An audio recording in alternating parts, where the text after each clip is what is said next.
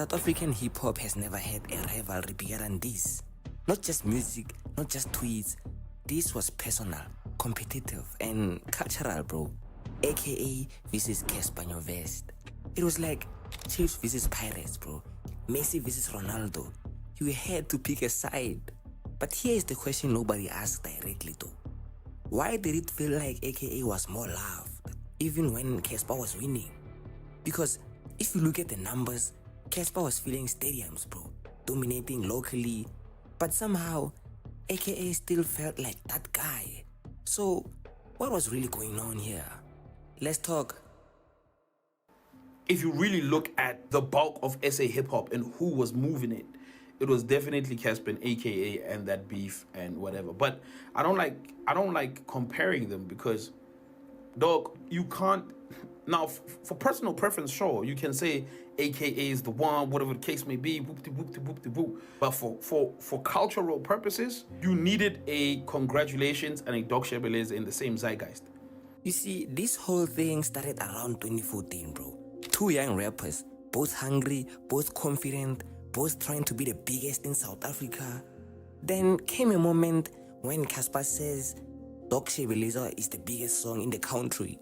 AKA replied, relax, my song Congratulate is actually #1 on iTunes. And just like that, it wasn't just music anymore. It was ego versus ego. At first, it was just social media, bro. Tweets, shorts, competition. But then, things escalated. There were reports of AKA slapping Cassper in a club. And he just got there and he slapped me. And I was not expecting it, so I fell. So, Mfana ke eme mo couchung, mfana. Sale nyaza le tsogo le lo bona le softing yana. Khalatele le betsa clap ntata.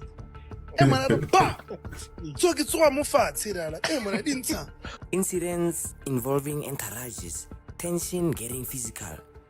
And then I'm at the club, he walks up to me, and like all my friends are like, what are we supposed to do? I'm like, nah, it's all chill. Yeah. He gives me a hug, and he says to me in the ear, yo, congratulations on that thing. But just know, I meant everything that I said. Yes, oh yes. And everybody's like, yeah. I'm like, if only you knew what this fucker just said in my ear. Now, it wasn't just entertainment. It was real tension, bro. Then came music. This is where AKA actually separated himself from many fans. His diss track Composure, different level, bro. Even Cassper admitted.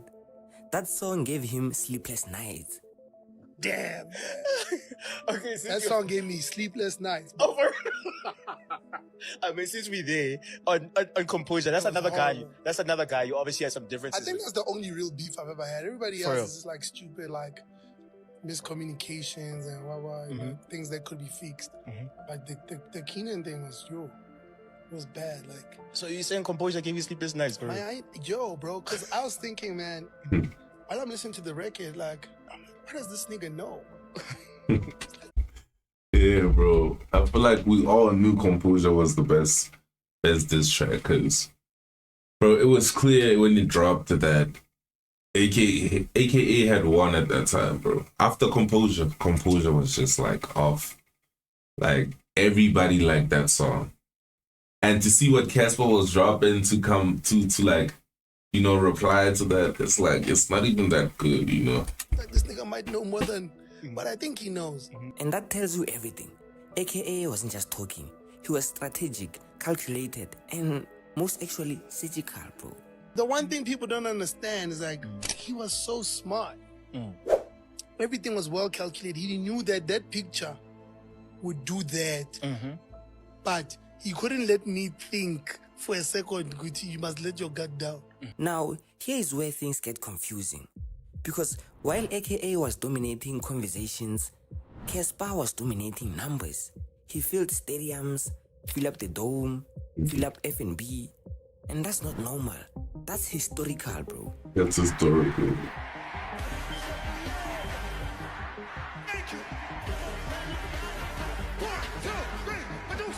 So, logically, Cassper should have been seen as bigger. But emotionally, culturally, it didn't always feel that way. No. This is where it gets deep now. AKA had something different. He didn't try to be liked. He said what he wanted. moved how he wanted, and weirdly, that made people respect him more. There's a lot of love out here, but you know, when it's time to battle, we gotta battle.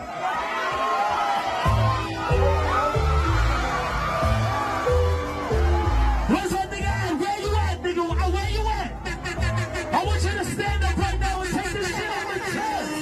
Let's go! Yes.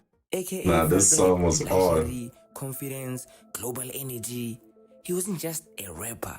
He felt like a brand, bro, a lifestyle. His sound, distinct, experimental, forward-thinking, you can actually hear it. People felt like he was pushing SA hip-hop forward.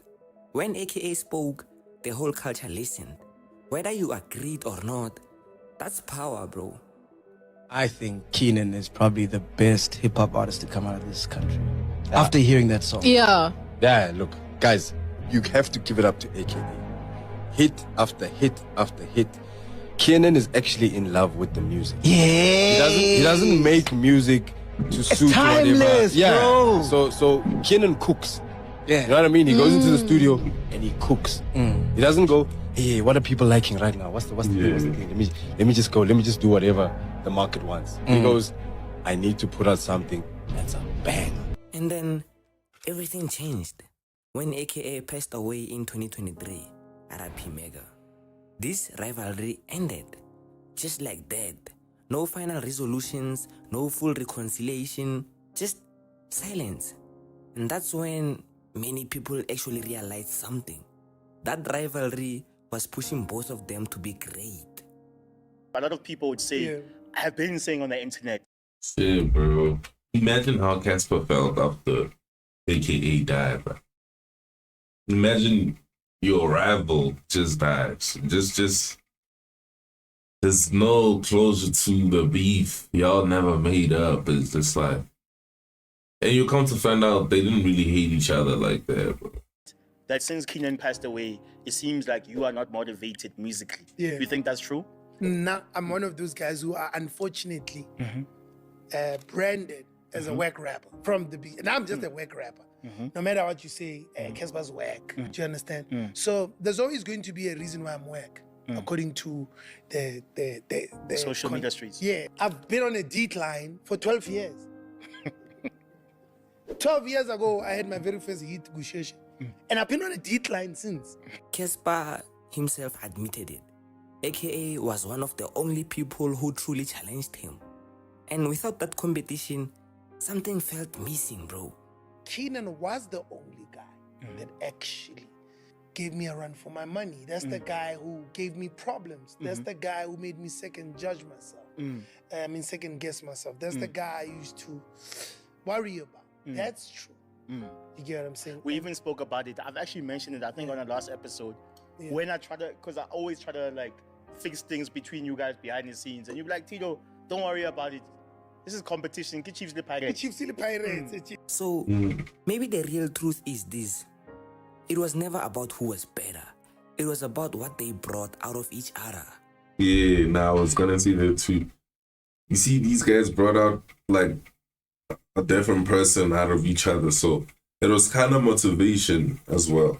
That's why I think healthy competition is like a good thing for like you and the bros, because y'all can push each other to become, you know, the best version of yourselves, you know. And maybe that's why AKA felt so loved. Because love him or hate him, he made the culture feel something, bro. For real. Actually, you were friends with both Cassper and AKA. In your opinion, who do you think won that beef? You guys are putting me in. You guys are putting me in. No, Tito, no. You guys wanted me to come here. No, Tito, now. You can also ask us, we'll answer. Well, being honest, like, you know, I'm friends with both, but I think Composure is the best diss track to ever come out of South Africa. Facts. So what you're saying, I would say AKA, yeah. I would say AKA. Composure is the best diss track to ever come out. So, period. We were friends. You know, we had a little conversation one time. I said something that he didn't like. I guess, you know, I just said I wanted to be the best to ever do it. I said I wanted to be the greatest. I wanted to beat everybody. and I was studying everyone, and I was a fan of everybody's music, but I wanted to be the best, and it was just downhill from there, back and forth. Who's the best? Who's selling more? Whatever. Yeah. And you know, then it became songs, then became real beef, then there was guns, then there was police cases. It was really lit.